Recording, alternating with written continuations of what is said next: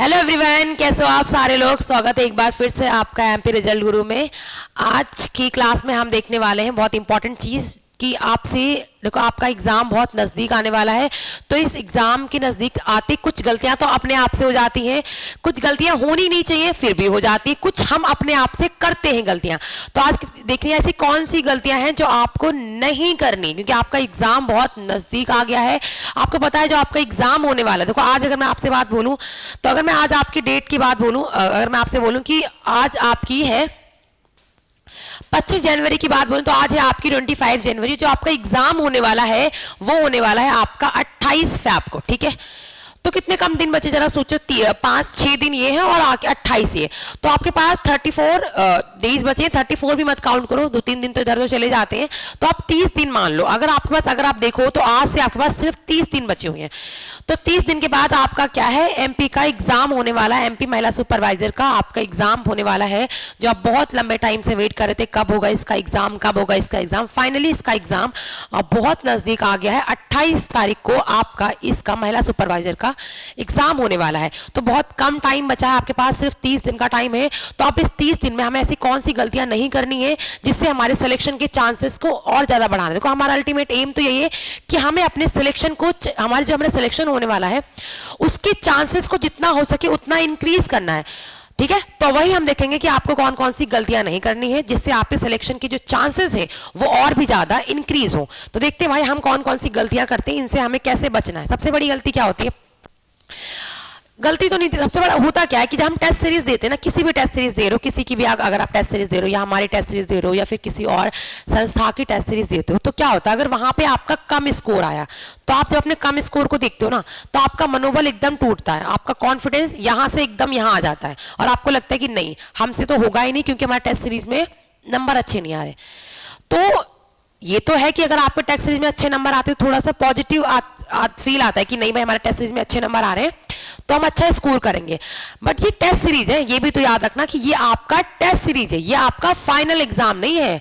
और आपको नहीं पता जो आप टेस्ट सीरीज कर रहे हो यही क्वेश्चन आपके फाइनल एग्जाम में आएंगे, वो यहां से चेंज भी हो सकते हैं। तो टेस्ट सीरीज में कितना कम स्कोर आ रहा है उससे अपने मनोबल को नहीं गिराना है, आपको बस ये देखना है कि माना मैंने जो टेस्ट सीरीज की है उसमें से जो मेरे क्वेश्चन गलत हो रहे हैं, जो नहीं गलत होने चाहिए थे, मान लो मैंने टेस्ट सीरीज की और कोई ऐसा टॉपिक जिससे मेरे क्वेश्चन क्या हो रहे हैं, जिससे मेरे क्वेश्चन जो है वो आपके गलत हो रहे हैं, जो आपके मेरे क्वेश्चन जो थे वो गलत नहीं होने चाहिए, मतलब इंपॉर्टेंट टॉपिक्स था जिससे मेरे क्वेश्चन जो गलत हो रहे, तो हमें ये देखने कि ऐसी कौन सी टॉपिक से क्वेश्चन आए टेस्ट सीरीज में जो मैंने गलत किए, तो उस टॉपिक को मुझे जाके बहुत अच्छे से पढ़ना है, ना कि ये सोचना है कि मेरे टेस्ट सीरीज में बहुत कम नंबर आए हैं तो मेरा नहीं होगा।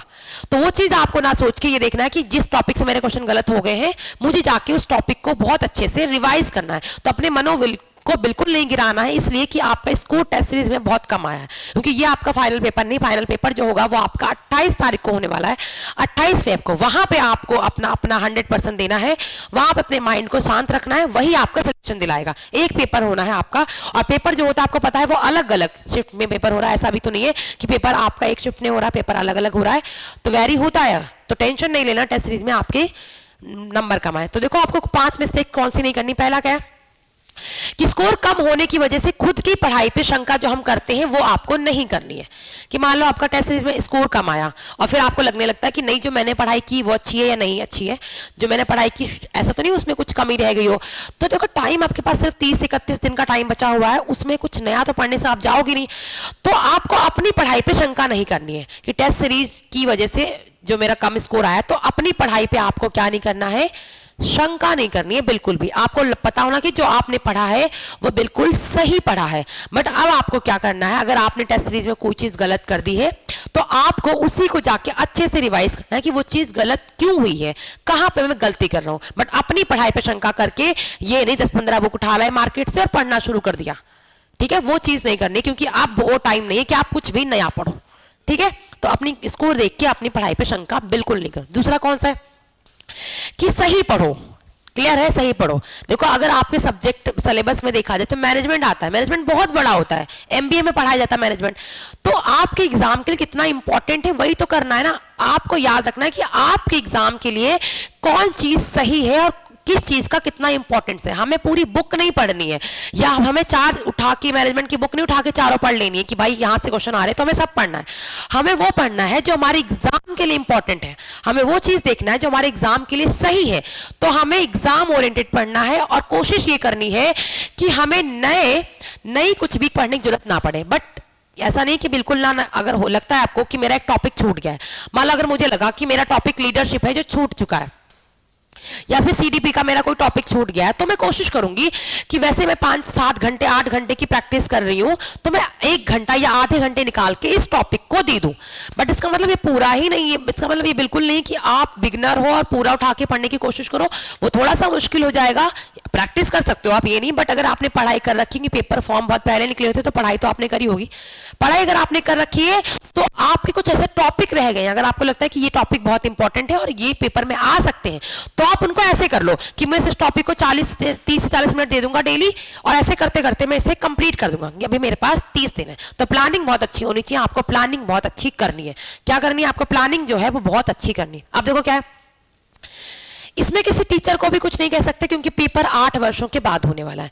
जब पेपर 8 वर्षों के बाद होगा तो किसी को अंदाजा नहीं होता है कि पेपर कैसा आएगा।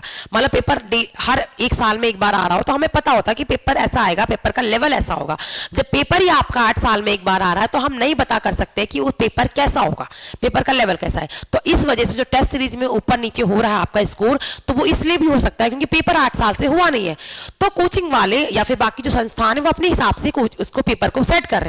तो इसलिए आपको घबराना नहीं है कि आपका स्कोर कम आ रहा है, ठीक है, बिल्कुल नहीं घबराना, क्योंकि पेपर हुआ ही नहीं 8 साल से, तो कैसे बता सकता है कि पेपर कैसा आएगा।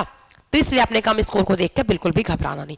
दूसरा क्या है कि आपको आप भाई नई बुक या नया डाटा नहीं पढ़ना है। क्या आपका मन करा कि भाई उठा लिया मैनेजमेंट की नई बुक तो पढ़ना शुरू कर दिया? मैंने बताया पहले भी आपसे कि अब आपको नई बुक्स नहीं पढ़नी है। और दूसरा क्या है कि भाई अलग अलग संस्थानों की आप जो अलग अलग क्वेश्चंस कर रहे हो उनसे भी थोड़ा सा अब लास्ट मोमेंट पे बचो। सबसे इंपॉर्टेंट चीज क्या है, अब आपको क्या करना है, पीवाईक्यूज को जरूर एक बार देखो कि पेपर तो आपका एक ही बार हुआ है, तो पेपर आपका जो भी हुआ है उसके बाद पेपर आपका 8 सालों से तो हुआ नहीं, तो पीवाईक्यूज को एक बार दोबारा देखो कि पेपर के लेवल को समझो, जो कि आपने समझ भी रखा होगा इतने दिनों में कि पेपर कैसे आ रहा है, किस तरीके से क्वेश्चन है। दोबारा भी लास्ट टाइम पे देखो, जब आपको लगे कि आपका मनोबल कम हो रहा है टेस्ट सीरीज को देख के, तो आप पीवाईक्यूज देखना शुरू कर दो, पीवाईक्यूज करना शुरू कर दो, आपका मनोबल फिर से ऊपर उठेगा और आपका दोबारा मन करेगा। तो जो आपकी चीजें उसको रिवाइज करो, जितना हो सके उसको रिवाइज करो। अगर आपको लगता है कोई नया टॉपिक ऐसा है जो छूट रहा है पर जो इंपॉर्टेंट है, मतलब इंपॉर्टेंट है और छूट रहा है, तो आप उसके लिए क्या कर सकते हो, आप उसके लिए कुछ ना कुछ 30 से 40 मिनट पर डे आ सकते हो कि भाई मुझे एक दिन में इतने मिनट निकालने हैं इस इंपॉर्टेंट टॉपिक्स के लिए, क्योंकि ये मेरा टॉपिक इंपॉर्टेंट है। बाकी आपको क्या करना है, चीजों को रिवाइज करना कि आपसे वो गलतियां क्यों हो रही हैं। साथ में साथ आपको क्या करना है, एमसीक्यूज की प्रैक्टिस तो करनी होगी, प्रैक्टिस हो सके तो प्रैक्टिस करो, बट प्रैक्टिस को मनोबल गिराने के लिए नहीं करनी है। प्रैक्टिस ऐसे करनी है कि इस टाइप के अगर क्वेश्चन आएंगे तो मुझे इस टाइप से इसे हैंडल करना, और वो क्वेश्चन अगर गलत हो रहे हैं तो गलत क्यों हो रहे हैं, मुझे उसे सही करना है। हमें क्या करना है, उसे हमें सही करना है। क्लियर हो गया?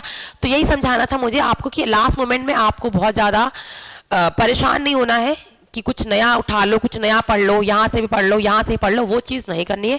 कम टाइम बचा है आपका, 28 फरवरी को पेपर है, 1 महीने का टाइम बचा है। आप देख लो राउंड फिगर, 1 महीने का टाइम है, तो 1 महीने में अपनी तैयारी को बहुत अच्छा करो, जितना हो सके 17 घंटा, 18 घंटा, 15 घंटा, 14 घंटे, जितना पढ़ पा रहे हो, जितनी आपके अंदर कैपेसिटी पढ़ने की, उतने घंटे पढ़ाई करो, तभी आपका सिलेक्शन होगा। और सिलेक्शन होगा क्योंकि पेपर होगा, अगर उन्होंने बोला 28 तारीख को पेपर होने वाला है तो पेपर होगा।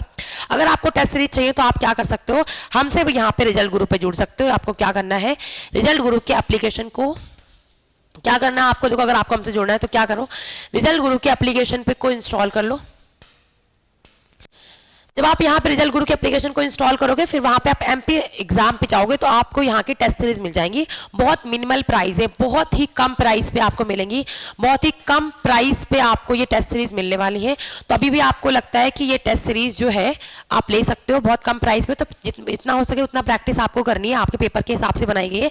साथ में हम आपकी क्या करा रहे हैं, यूट्यूब पे आपकी फ्री में क्लास हो रही है आपकी, जहाँ पे मैं आपको पढ़ाती हूँ मैनेजमेंट, रीजनिंग, मैथ, सबकी यहाँ पे क्लास हो रही। क्लास जो टाइमिंग टाइमिंग होती है वो 7 बजे शुरू हो जाती है, 7 से 9 बजे तक जो क्लास होती है, 7 PM, यहाँ पे PM मैं लिख दे रही हूँ, 7 PM टू 9 PM आपकी क्लास होती है। कहाँ पे होती है? ये आपकी यूट्यूब पे होती है, जो पूरी तरीके से फ्री है। तो ऐसे भी आप हमसे जुड़ सकते हो, ठीक है। तो ये इन्फॉर्मेशन मुझे आपको देनी थी। आप लोग अपनी पढ़ाई को बहुत अच्छे से करो, अपना अच्छे से ध्यान रखो। Bye bye, take care.